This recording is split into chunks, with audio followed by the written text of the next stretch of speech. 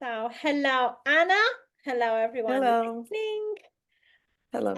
I am super excited to introduce you to everyone. I Thank know you.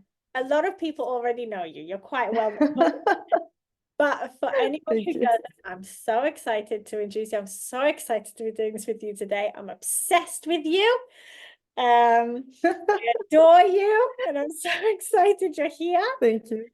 Thank you. So we always start the podcast episodes with introducing you and you having a few words to say about yourself. But I wanted to do it different today. I wanted to say something about you, and then you can talk all you want Okay. about yourself because Perfect. I truly do love you. I met you in 2016. 16. Can you even believe this number? Like, wow. when your first baby was a baby. And Exactly. I adored you from the minute I met you. Your energy, you never seemed tired. You were always in for everything. I remember you heavily pregnant, and you were running around like you were doing things that women who have no babies and are not pregnant but would find tiring. You're just your energy and your passion and your willpower, and you are such an inspiring person. I just loved you from the moment I met you, and you're everywhere. So I was so excited. I really, really wanted to do this with you, and I really wanted to introduce everyone to you who doesn't already know you. Yeah. You've done so much since I met you. You're Quite a everywhere. few things. Yeah. You're in everything, and it's a yes to everything. Nothing's a no. And Yeah, I'm like that Jim Carrey character, whatever, right? From like Say Yes to Everything movie. Yeah, yeah, it's me. yeah, which I love about you. I love it. Thank you. So now I'll let you say a bit about yourself. I just wanted to show how obsessed I am with you. And now you can say whatever you want about yourself. Well, yeah, thank you very much, first of all. Second of all, yeah, our obsession is mutual. And you just told me the things that I have been telling you as well since 2016 for like 8 years. So, yeah, thank you very much. Well, yeah, my name is Anna. I'm Russian. I've been in Cyprus for 9.5 years, which sounds crazy to me when I say this out loud. So, yeah, I've seen many things. I've seen Limassol and Paphos and Nicosia very differently from what they are now. So yeah, I'm a coach and almost a psychologist. When I say almost, I mean I'm expecting my degree, a professional degree. So yes, I'm very, very much excited about it. I mostly work with entrepreneurs in Russian and in English, and this is my main, let's put it like, professional role in life. Besides the professional role, I have a bunch of others like any other woman does. So I have two kids. So one of them, Katerina mentioned, he's 9 soon. Jesus, 8.5 years old. The other one is 5.5. So these two are keeping me busy as well. And yeah, that's pretty much it. I think that's that's what people need to know for Yeah. now. There's so much more you could talk about. The whole episode could be on your life, I think, but you need to break it down into like a 2-minute introduction of yourself. Yeah, I tried. So the when I got in contact with you to do the episode, I think everyone should know that it says a lot about you that we couldn't decide what we were going to talk about. I just knew that you were who I wanted to talk to. You were, and I came to you with a suggestion, and then you were like, well, we could do this. And I said, maybe with this and this and that. And because you could talk about anything, you are multifaceted. And I think that says a lot about you. You have a lot Yeah, to just say.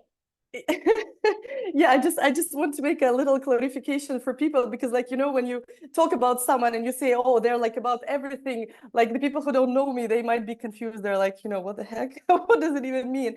What Katerina is relating to is the fact that for almost 4.5 years I've been in the same well field, like business, let's put it this way. I had a kids center in Limassol when my kids were small, and it was a great chapter in my life. Didn't finish well, but whatever. That's a story for another episode. And that was like for 4 years, right? And since then, I gradually moved into psychology and coaching. So basically, like before, I was dealing with children and, like raising awareness and raising like love for life in kids. And now I do the same thing for adults.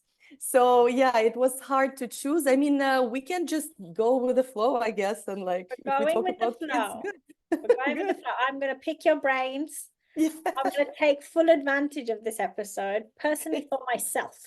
Just go. Sure, you're always welcome to do that. So, obviously, I always like to relate everything back to children. So Yeah. yes, you've done stuff with children, and you've moved on to adults now in terms of coaching and psychology. Yeah. I think though it can tie in. So what we Sure. finally settled on to talk about were the principles of parenthood, in love and acceptance. So it has to do with the parents, but it has to do with the children as well. Yeah. And when we discussed topics that we could cover, there was a lot. So we talked about, children understanding their uniqueness and their difference from others, Yeah. having their own way of seeing things, making mistakes, gaining experience, showing emotions, about dreaming and manifesting those dreams. But one of my favorite things that you mentioned was saying no and forming personal borders. Now, I Yeah. loved this one, set a light in my mind, because right now we're also doing our body project, which a huge thing about the body project is for children to learn to say no, and protecting their borders. And this starts from very young. And if you don't start it from very young, you then have to do it when you're older. At some point, you have to learn to do it. If you don't learn to do it, then a lot of things can go wrong. So one of the principles that you mentioned with regards to parenting with love and acceptance is about teaching the children about their uniqueness, and their difference. What advice do you give to parents to do that for their child? What do you say to them? Well, I mean, it's like set them free in a way. And it sounds like for people like from my culture, from post-Soviet parents, it sounds crazy because we were raised in the opposite way. And for some people of my age, it's still very, it seems dangerous to them to like set the kid free and let them like try this and try that and like make assumptions and create some ideas. And I think that that's actually the only way they learn, because otherwise what they have is they have a life path which is made by the parent. And then they're like, let's say 18, 20, it comes to different people at different ages, and they have no idea who they are, what they want. Okay, they have a degree, they have some like scholars, what do you call it? Like a school education, right? Yeah, they have something. And I'm telling you this now, and I'm thinking, okay, this was my story. I was the child with like a written path. When I was 23, I was like, okay, here am I, here's my body, here's my brain. What do I do now? Because everything before that was a little bit crazy. And at some point you just stop and you're like, okay, so what haven't I tried yet? And then you go back to the childhood memories and you try to recreate what you actually wanted to do for your whole life. And that's actually how I got into coaching and psychology when I was, what, 30, right? Yeah. Yeah, because I remember that I wanted to do that when I was 8 and then when I was 9, but I went into a different path, which seemed better at that point. And again, here I want to stress out the fact that it's not about the parents who are doing the wrong thing or the parents being evil or blah, blah, blah. No, it's just that was 20 years ago, like 30 years ago, right? They were doing the right thing from their opinion back then. But they have to understand, and we have to understand as parents, that our kids are going to grow up like in 10, 15 years. It's going to be a different time. And like we all see what's going on with the world, especially after 2020. It's way too fast. We can't tell them what to do. They have to try. They have to try to like to feel and to hear their own, like, inside voices that tell them, okay, you want to like do art, like Sebastian, my younger one, he's like into art. He's like painting and like painting on clothes and, making his own styles and like some crazy stuff. I'm like, Jesus, is that my child? Yeah, and Oscar, he's the opposite. Oscar is playing football and he's like into IT, and he always like tries to create something on computer. And I'm just trying to follow the path, you know, I'm just trying to see, okay, I see you're going there. And I remember that you do the same with Theo. I think Theo is into bakery, right? And you Was even, into baking. yeah, baking. You even created an account for him. And I remember you were like, okay, like support the child, blah, blah, blah, because this is the cool thing. And then like when he grows up, he's like, okay, when I tried that, I got support. I got support of my parents. I got the full like go for it attitude. And then this go for it attitude stays with him like until he's like, you know, until the very end, basically. And this is great because that's something that we, by we, I mean post-Soviet kids, basically, we didn't have that.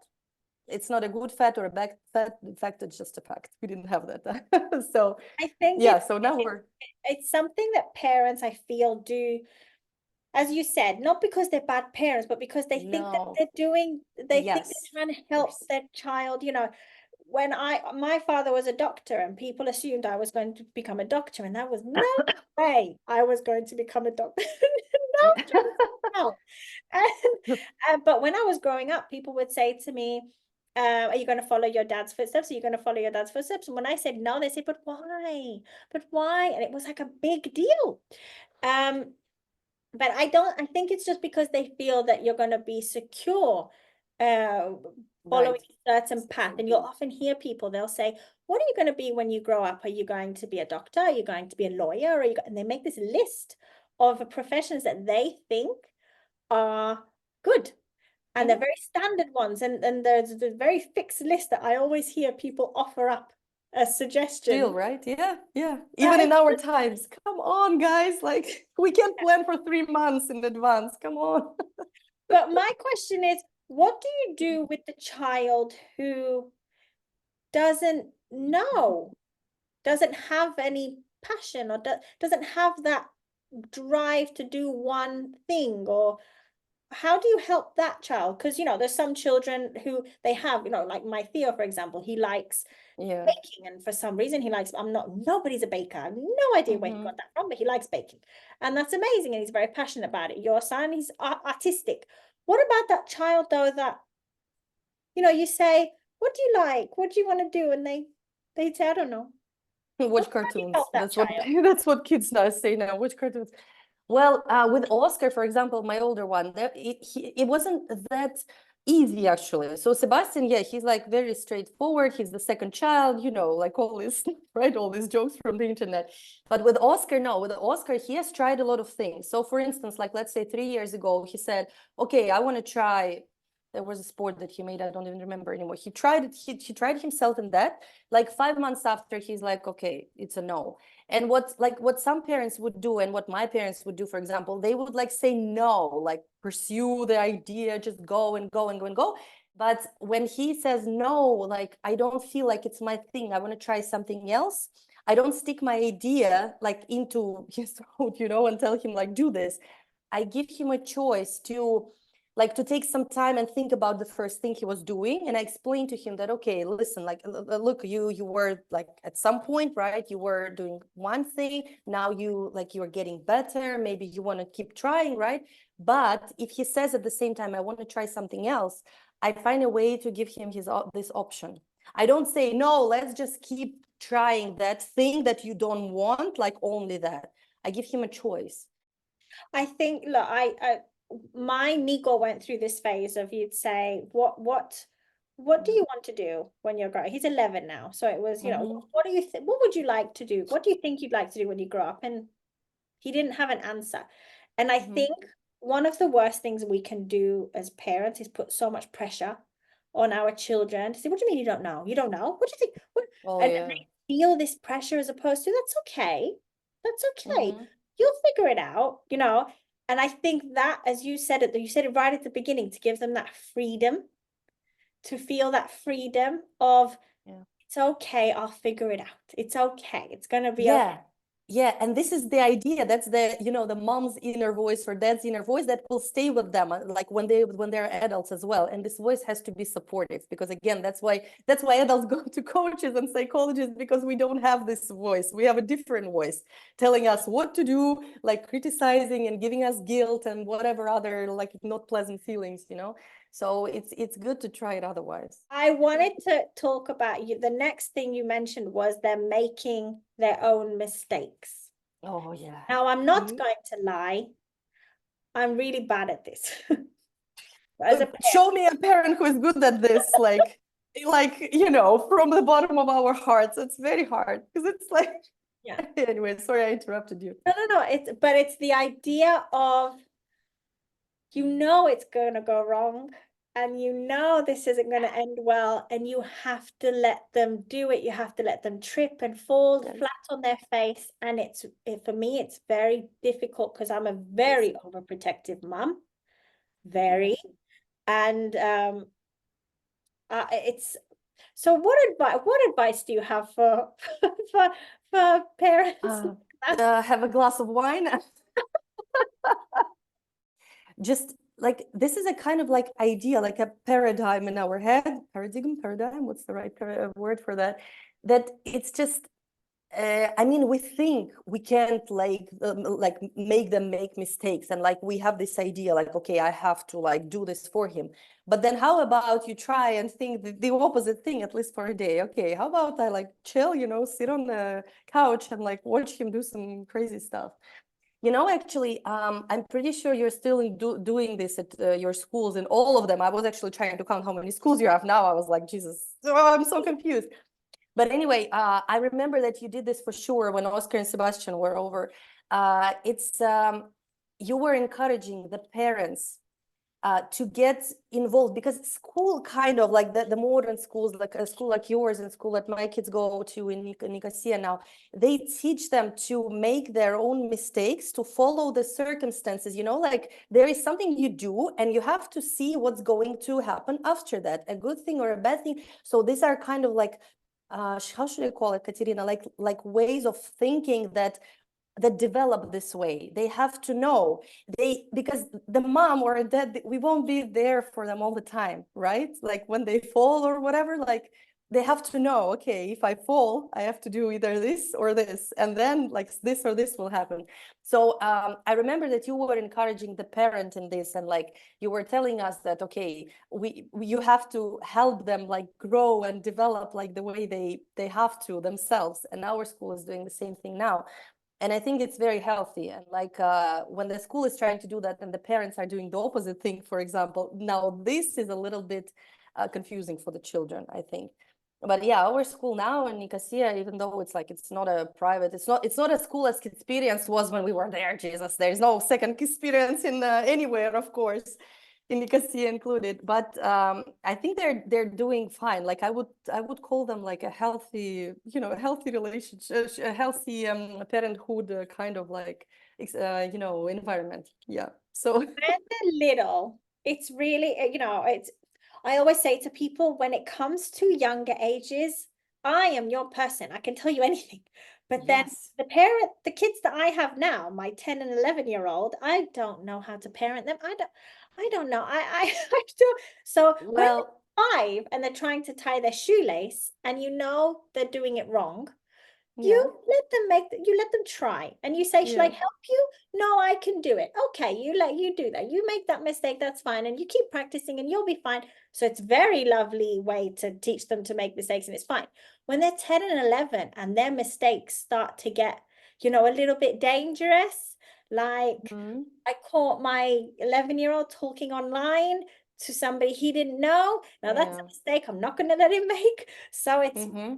it's very difficult and it's this urge to stop stop, Yeah.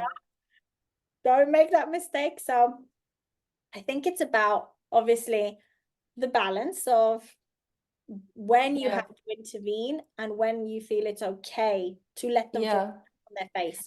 No, but yeah, for sure, I agree with you. And this thing that you mentioned about the online thing, I mean, that's the whole different subject. Like, what is it, like cybersecurity, I think we call it. Yeah, this is for example, like this is what Alex, my husband, he's very strict about it. It's like I've never seen a stricter dad. And his only point is, okay, when they're like 16, well, they maybe not even when they're 16, but they're older, they'll fully understand what they're doing. But right now they can't. So like their time online is limited. some games are like closed for good, you know, there is no way to access them and stuff just because it's dangerous.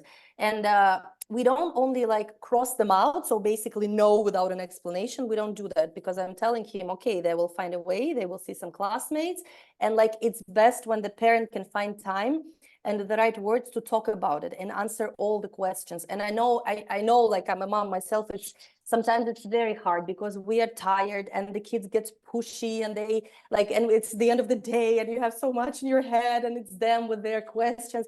But I mean, it's our responsibility. Like that's something not the school or grandparents or friends, no one can do this besides us. And I think that, yeah, cybersecurity, that's a whole like different thing. But yeah, like yeah, the shoelaces and stuff. I liked your example, like what do I do with them when they're like 11? You know, like in psychology, we have this joke that like whatever you did until they were 7, there's not more you can do after, Yeah, you know. that's what I'm scared of. That's what I'm scared of. You just Done. you just watch them, you just watch like a reflection of what you did in the first 7 years. That's what I'm experiencing with Oscar now. Like I see every single mistake I made because he's turning 9 soon, and I'm like, oh Jesus. Okay, well, it's his path. Trying to follow my own principle, you know, like it's his path, he has to do it. So Yeah. you just mentioned that as parents, we shouldn't be saying no and that's it. There should be a conversation. Now, one of the other things that you mentioned with regards to the principles was saying no and forming personal borders. Now, Yeah. there's two components to this I'd love to touch upon, is the idea of no from the parent side. Now, you hear it a lot, don't you? You hear no, no, no, no. And I get it, you know, you're at the mall and you see these children playing in the playground and you see the mum behind, no, because the child's about to climb up the slide the wrong way. Now, I get it, why it happens, but one thing I repeat again and again and again, whether it be to my teachers or whether it be to parents, is a no should never end with a full stop. It should be no, and there should always be something following it. If you can't find something to follow it, then you shouldn't be saying no. And I think it Yeah, just I get helps it. children understand. If children understand, then there's not going to have to be this repetition of no, no, no, no, no Exactly. all the time. Yes. You say Yeah. no because you're going to hurt yourself. Did you know that you're going to fall down and you'll hit your head and it will hurt? No, because you might get lost and I won't be able to find you and that'll be a little bit scary. So, but we have this tendency because of what you said before about we're tired or we're rushed or we've got so many things going on. We're just saying no, and that's it. Whereas I feel, and obviously you'll be able to elaborate on this as a psychologist and a coach, is that if you teach a child, I feel, to respond to no, then that's setting them up for a very challenging life. If you can say, if you're teaching your child, if I say no, it's no, no questions. Whereas I actually prefer those children where you say no, you can't do that. And they say, why? You say, because, yeah, but why? Why? And they challenge you, because those are going to be adults that will not take no for an answer. And they will Yes. challenge You're so right. right? You're so right here. Yeah. Yeah. I'm nodding like all the whole, you know, whole way because yeah, this is it. Yeah. And there is one more thing.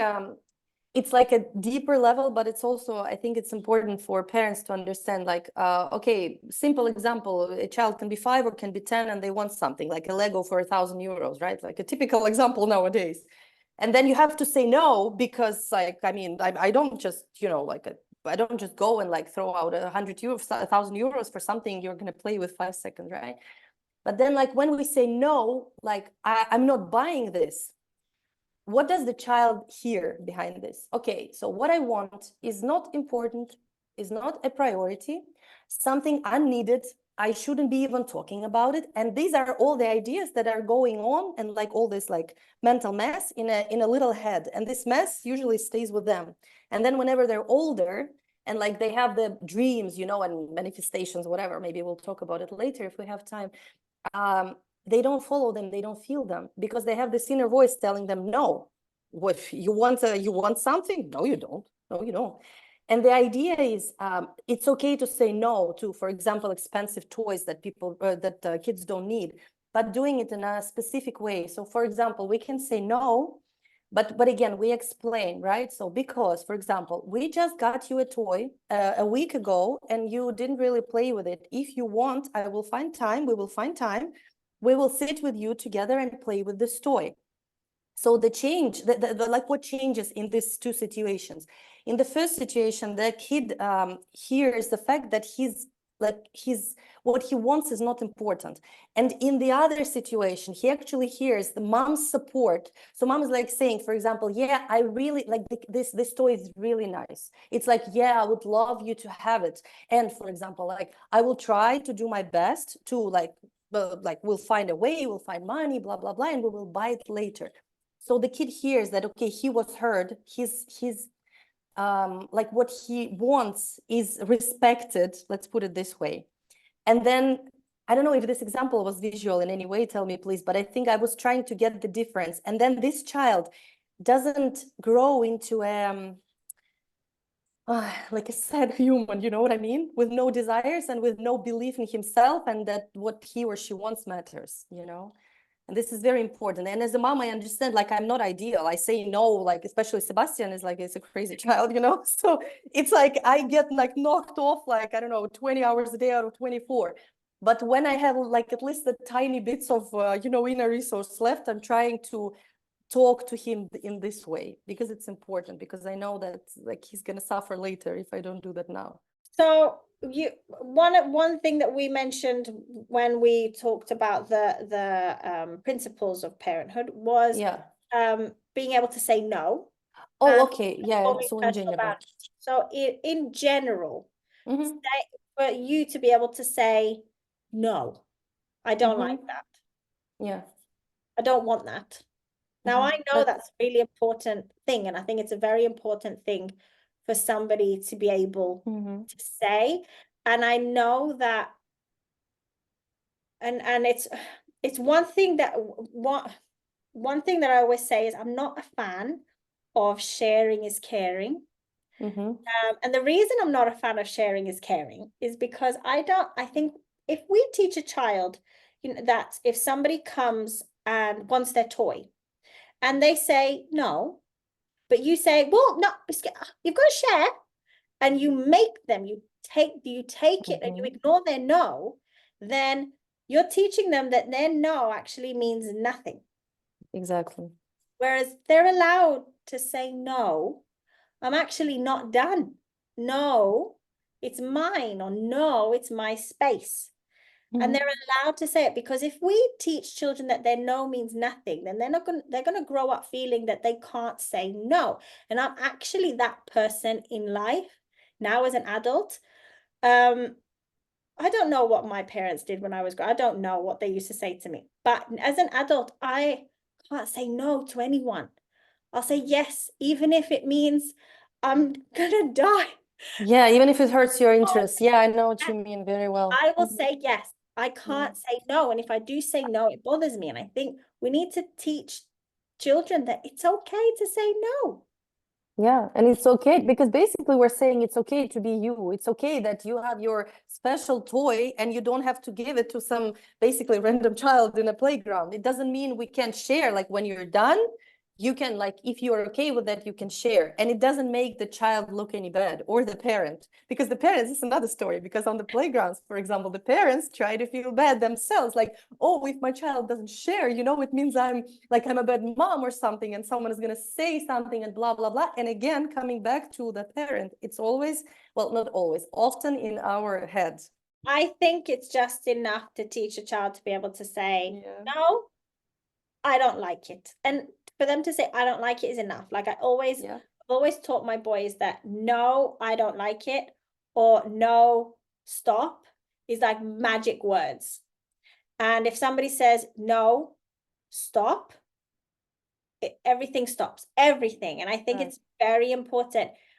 I mean, I might be that person who thinks too much about it, but I think it's very important for somebody to understand that they can say no, but also that somebody else is allowed to say no. We can teach, Yeah, our boys that if somebody says no, it's no. If they say no, yeah, it's no. The same for girls. And I think I'm a firm believer, I've always said it, that everything starts from early years, everything, everything, exactly. everything. And I think Yeah, now you going into coaching and psychology, I think you said it. You are always going to trace it back to the early years. Always. always. Yeah, yeah, And we just need to start young. We need to instill these things in them. You mentioned before something about dreaming and yeah. manifest. Tell me a little bit more. I want to understand more. Okay, well, That piqued my interest. Okay, manifesting, let's leave it for adults. We can have a cup of coffee. I'll tell you all about manifestation and help you make one.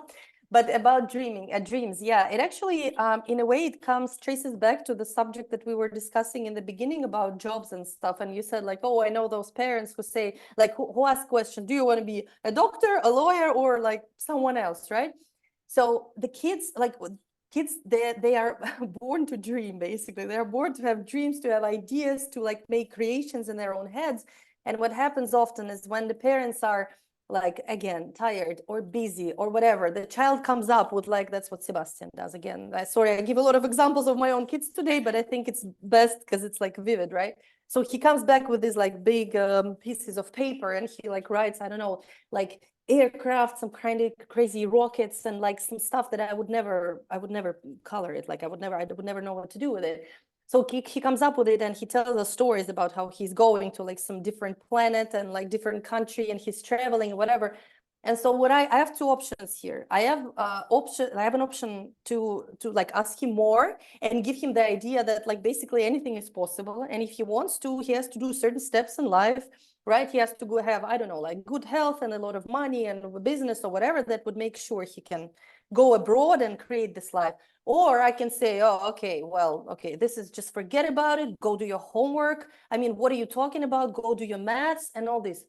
Again, like there is a difference in attitude. And sometimes we want to do the second thing, especially when we're tired. We want to be like, okay, I don't care about your dreams. Just go do your thing, you know? And this is how it starts. This is how those like dreamers never grow up because the little dreamer, it's stuck at the age of like 5, 6, 7, when the parents didn't have time to listen or to share and or to care or whatever. And then boom, like what the child's inner voice that we talked a lot about today, it says, don't dream. Like, what the hell? Go do something serious, like your homework. And you know, and here they are, these people at like 35 and 40 and 45, and they're like, my life is boring. All I do is my homework. You know what I mean?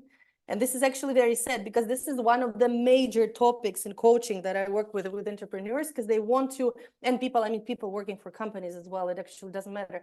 Like they feel like there is something that's like growing out, you know, they want to share, they want to try, and then they can't.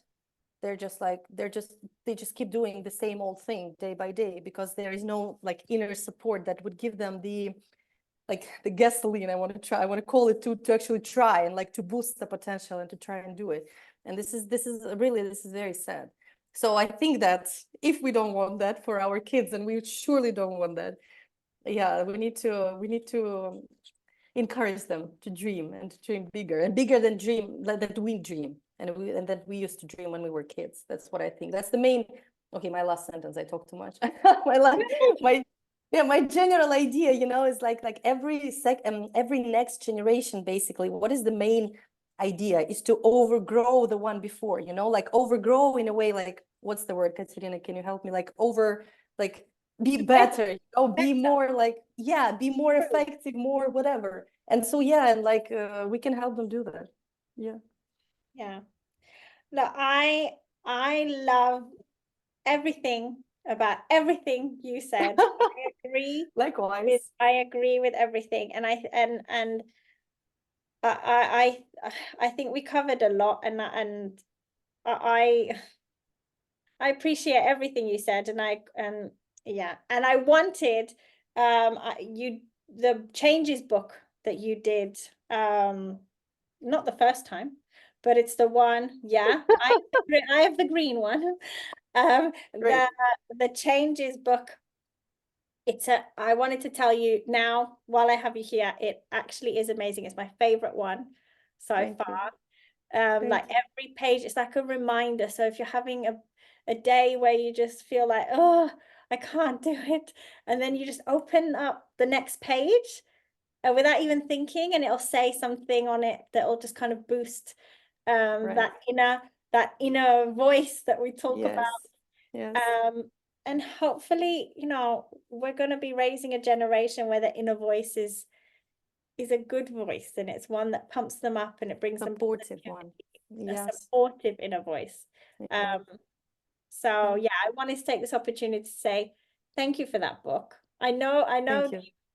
it probably means a lot more to people than you think it does. Probably you're right.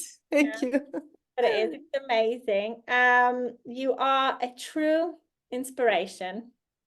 Thank you, Katerina. Thank Your you. energy is just endless, and your passion and the way you speak about everything. And yeah, it's always such a pleasure. This has been an amazing episode. I enjoyed it thoroughly. Thank you. I really enjoyed catching up with you. I miss you. Yeah, I hope we can catch up in person for coffee. Come on, it's only 70 kilometers away. We need to catch up in person. Yeah. But for now, I want to say thank you for spending the time to chat. Thank you for sharing your thoughts. Thank you for this time you gave me. Thank you to everyone who's listening. And until next time, I think for now we'll say bye-bye. Yeah, thank you very much.